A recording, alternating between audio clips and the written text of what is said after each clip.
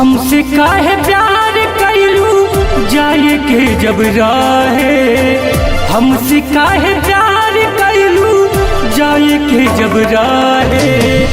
सुनाई तोहार दीवाना, सुनाई तोहार दीवाना, सुनाई तोहार दीवाना जहर खाके मारी।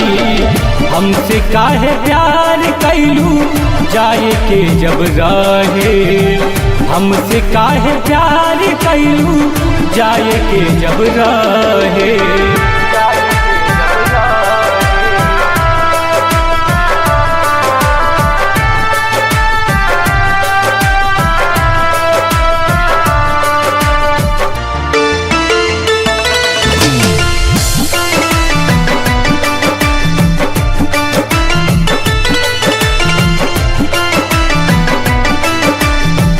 तोहरे ही चलते छूटल घर परिवारवा, भईनी बेगाना जान तोहरे करनमा।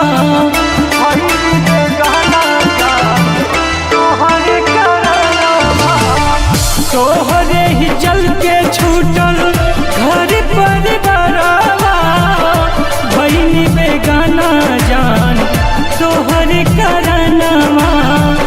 लिख के नाम तोहर, लिख के नाम तोहर, लिख के नाम तोहर नस्र कटल बानी।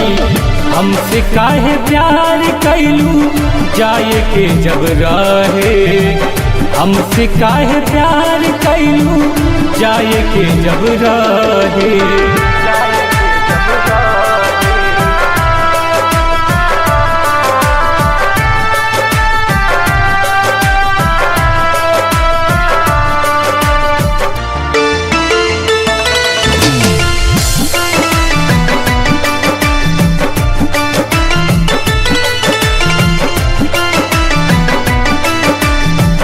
विपिन विनायक लिखे प्यार की कहानी, गावता रे शिवा किंग रोई रोई रानी, रोई रोई रानी।